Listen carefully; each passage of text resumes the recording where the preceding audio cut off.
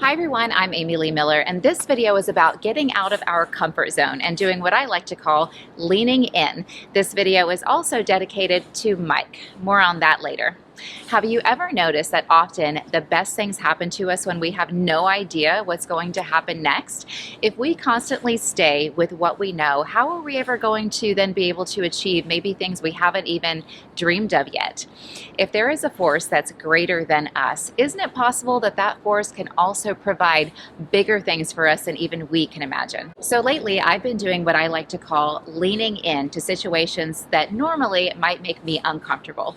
So I gotta tell you guys, I'm a weirdo because for me, it's not the big things that make me uncomfortable, it's the little things. Example, I have moved to a new city twice where I knew no one that I had, well, one of the cities I had never been to. That didn't make me uncomfortable. I used to go out dancing by myself in Harlem at 2 a.m., like leave to arrive at 2 a.m. because that was when it got good. That didn't make me uncomfortable. I used to do stand-up comedy. That didn't make me uncomfortable. For me, what makes me uncomfortable is giving my time to people when I'm not sure what the outcome is going to be. Are they going to get on my nerves? Am I going to get sucked into an annoying conversation? Are they going to have bad energy and is it going to rub off on me? I told you I'm a weirdo. So it's going to be different for all of us. But for me, if I don't lean in to those situations and spend time with people, we can see how I might miss out on opportunities. So I used to walk around very closed off with my energy guarded up because I didn't want to get sucked into a conversation where I might leave with my energy feeling depleted. Recently, on 2 occasions, I found myself in the company of people that I didn't really want to hang out with. They're mutual, they're acquaintances through mutual friends. So they're loud, they monopolize the conversation, and one of them always ends the evening blatantly insulting one of my close friends. It's actually quite comical. So what I used to do is try to avoid the conversation. I've gotten very good at this number, like start, looking around, see what else is going on, la-di-da. That actually only works if there's somebody else there to pick up the conversation. But what I did on these 2 occasions was lean in. Instead of trying to avoid the conversation, afraid that I might, not have a good time or get irritated, I gave them my undivided attention, separate occasions, but I looked them right in the eye and I said, so-and-so, how are you? And I listened to what they had to say. I learned about them. And you know what happened is I had fun. I had a good time. I made new friends. Nothing bad happened. This sounds very simple, but for me, it was actually a big shift. I've been working on this for a few years now.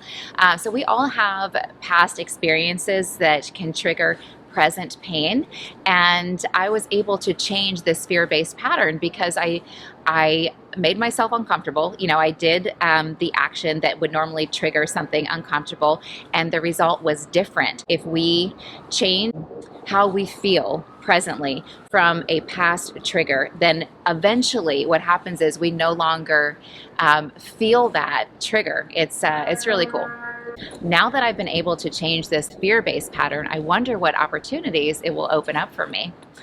I believe that we all have a purpose in life and that often we have a lot of very painful lessons to go through in order to achieve that purpose.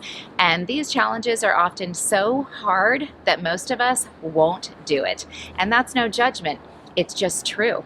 But it's about being happy and not that fake happy where we go around ignoring that little voice inside of us that really wants more for our lives, but that real happiness that admits what it is we truly desire and then achieving it. To achieve that happiness, sometimes we have to do the things that make us uncomfortable. Think about it. If we always do what we have always done, we will always get what we have always gotten. And I bet there is something that you want that maybe you've never had. So why not do something different? Try a different approach and get a little uncomfortable, lean in and see what happens. So I am all about strength in vulnerability. So I'm going to share a very personal story about one of my painful struggles with you guys now.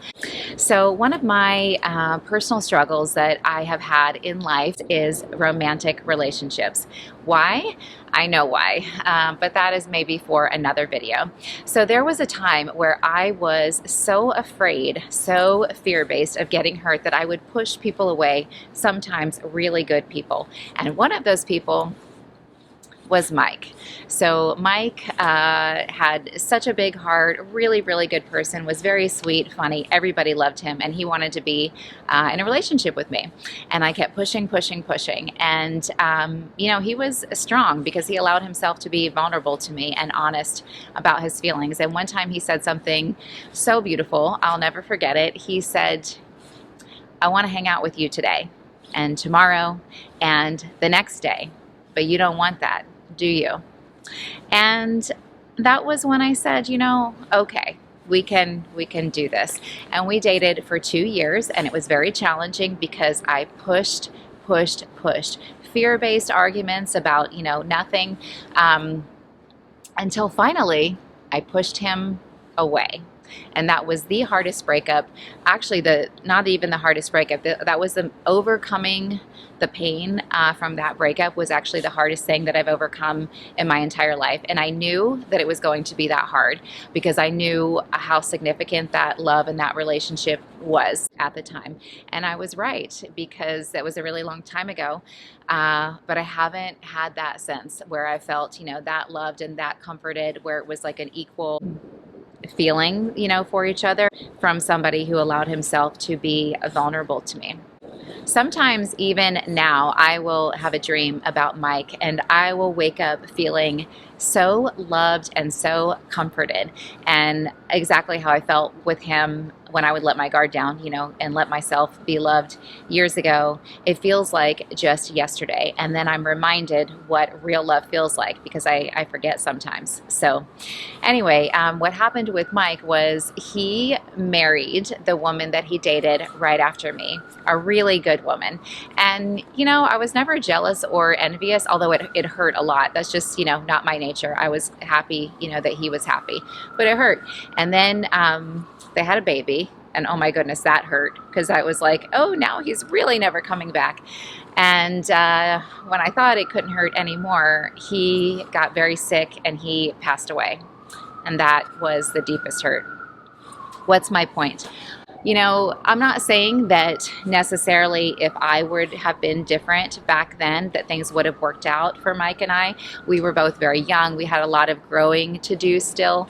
And I had a lot of self-discovery, you know, as well.